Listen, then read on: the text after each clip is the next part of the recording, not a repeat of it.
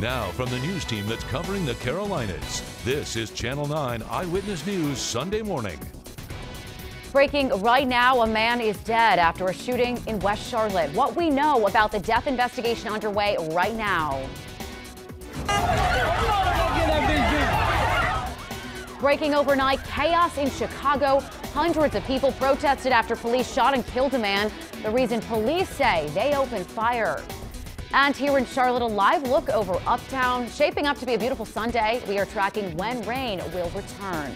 Good morning. Thanks for being with us. I'm Elsa Gillis. And I'm meteorologist Jacqueline Shearer. Really going to be a beautiful day today. And right now is really nice. It's in the 70s. Right. Yeah. We're looking at those mid to low 70s for the morning, only getting to the low 90s, very low 90s. Only getting to the low 90s. Only the low 90s today, which is nice. I mean, we saw some very hot days last week. We'll see some hot days this week. So 90 degrees is pretty nice. Here's a look right now at live early morning Doppler 9. We're sweeping a clear image right now. That continues for a little while here. We see some clearer skies taking you through your morning. By the afternoon, though, we could see some showers. Only about a 20% chance that you'll see that wet weather. It doesn't look like those showers will be anything intense, really just showers, not storms.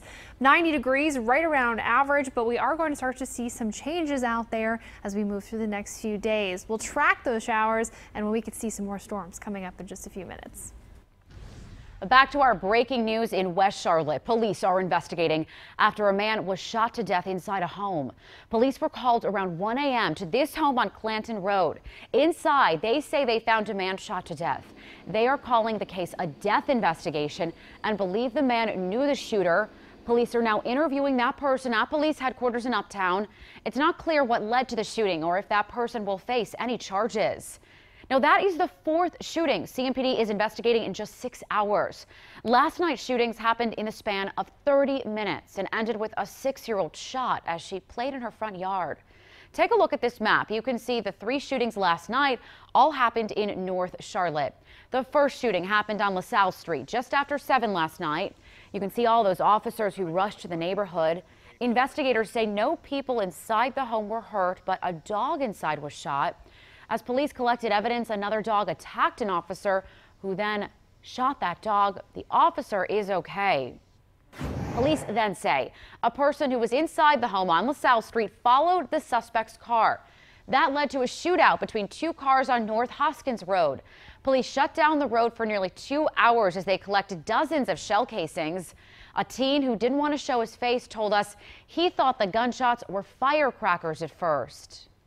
I seen a white car start at the top of the street, a QT, and shoot down the street with the assault rifle. What were your thoughts when it happened? 15 minutes later, a home on Sunstone Drive was shot into at least a dozen times. One of those bullets hit a 6-year-old girl. Officials haven't linked this shooting to the first 2. Channel 9 spoke with the girl's grandmother, who says the girl was playing in the yard when shots were fired, and seconds later, 2 cars took off. The grandmother also says she couldn't see the shooter's face, but remembers the shooter was in the passenger seat of the car. Somebody rode by, stuck an assault rifle out of a window in broad daylight and shot an innocent child. You a coward. That's what you are. The 6-year-old is expected to be okay, but CMPD has not released any details about the shooter in that case. As of now, they haven't arrested anyone for the 3 shootings yesterday. They are urging anyone with information to call them. All new this morning, gunfire outside a busy gas station in Mooresville. It happened around 9 last night at the Circle K on South Main Street. According to our partners at the Mooresville Tribune, witnesses say a man got out of a car and fired at least 9 shots at an SUV. They say many people were there, including children. They screamed and ran for safety. No one was hurt. The suspect left the scene in a black Nissan Altima. Police are still searching for him. One person has serious injuries after a late-night crash involving a pedestrian. Channel 9 brought you the latest live from this scene last night at 11. This is on West Boulevard near Holabird Lane. The crash shut down traffic there, but it has since reopened. We are asking police what led to the crash and if anyone will face charges. Breaking overnight in Chicago, an officer shot and killed a man in the city's south side, which led to these violent protests for hours. It started yesterday afternoon when officers were walking along a street and saw a man they thought was armed. They say they approached him and say he became combative, swinging his arms and trying to escape. Officers say the man appeared to then reach for his gun, which is when an officer shot him multiple times. A witness said police saw the man's gun holster and asked him for his concealed carry permit. As he reached for it, the witness says police shot the man. Police department gets no joy in these type of incidents. Police don't go out to these type of incidents. There's not something that they plan to do. It's just a tragic incident all the way around. The deadly shooting then led to these massive and violent protests. You can see officers shoving protesters and protesters shoving officers. At one point, protesters threw bottles and jumped on top of a police car.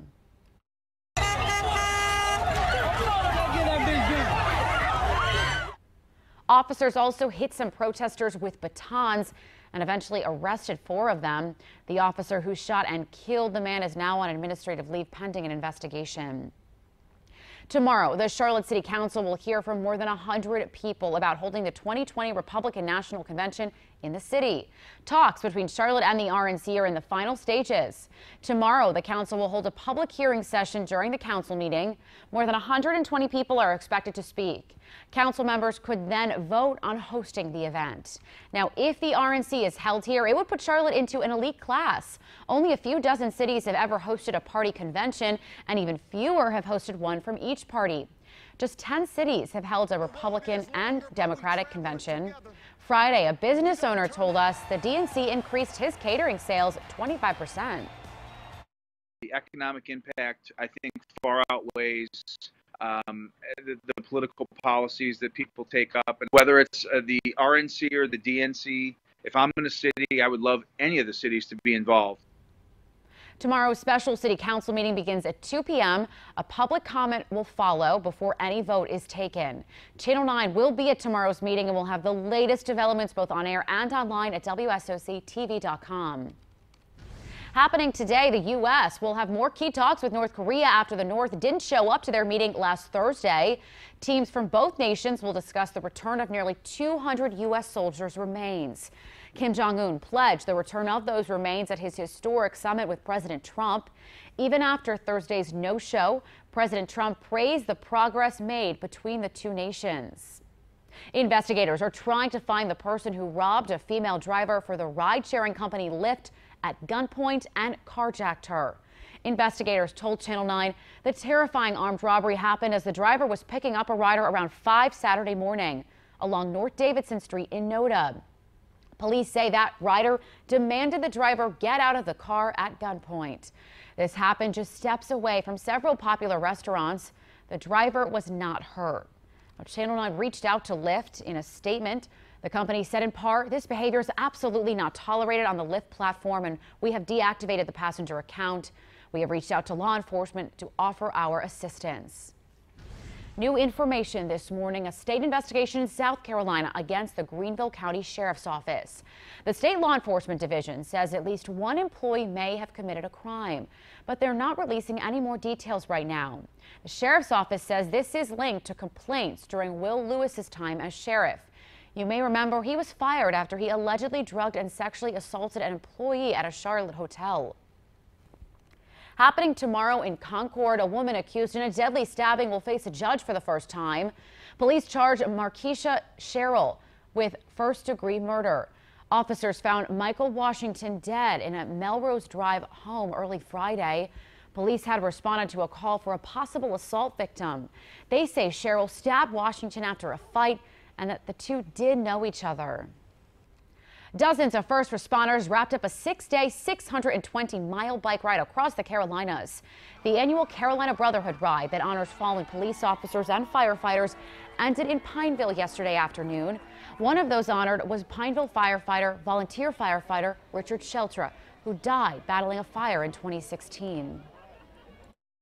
The Sheltra family has gone above and beyond to be here for us, and I can't say enough about that. They're amazing people, and I just hope that they know that we will always love them and we will always be there for them. Money raised from the annual ride goes to families who lost a loved one in the line of duty. Charlotte Motor Speedway opened its new Roval track to the public Saturday. The track is making NASCAR history. Eyewitness News anchor Liz Foster shows us some NASCAR fans drove hundreds of miles for a chance to drive their car on the same track as the pros. NASCAR fan Chris Strasbaugh drove 7 hours from Pennsylvania just for this opportunity. I couldn't pass it up. I've probably done crazier things for the love of NASCAR. This is up there, though. Strasbaugh and dozens of other fans with tickets to the Bank of America Roval 400 in September enjoyed the unique experience of driving their own car on the brand new Roval road course at Charlotte Motor Speedway. It was fun. You really feel the banking, you really feel the turns. NASCAR drivers got their test of those turns on the track last week and will again on Tuesday. The Roval incorporates the Speedway's traditional mile-and-a-half oval course with a brand new stretch of road course, creating a 2.28-mile circuit. Just something new and different. The first time it's ever been done in NASCAR, the first road course race in the playoffs for NASCAR. So a lot of fan excitement, a lot of buzz, a lot of challenge for the drivers that we've heard from already about the course. That was Liz Foster reporting. Tuesday's track testing event is free. We have more information on WSOCTV.com. Taking a live look outside right now from our Lake Norman cam. The time is 7:10. Meteorologist Jacqueline Shearer has an update on your forecast from Severe Weather Center 9. And Jacqueline, we have another beautiful day ahead of us. You know what, Elsa? It is looking pretty good out there. We're seeing some nice conditions as we move into the morning. Dry and warm. Here's a look as you wake up. 73 degrees this hour. By 9 a.m. we're hitting 79 degrees. Not getting much hotter than that as we move into the afternoon. In fact, our high temperature today only 90 degrees. Now, we will see some showers in the afternoon. At least 20% of the area will. But as we move through the next few days, those rain chances ramping up. We'll take a look at what areas will see those showers today coming up in just a few minutes. A tiny creature threatening to cause huge problems. At 7:45, the species that's now showing up in North Carolina and the dangers it carries. The case of these burned cars at Carowinds may never get solved. I mean, it's frustrating because they can't, single out what caused the problem. At 7:30, the investigators report on what happened that day and the heartwarming gift one of the victims just received. But first, Congress is fighting for your right to be comfy on flights. The failure they're pinning on airline officials and the changes you could see to your airplane seats.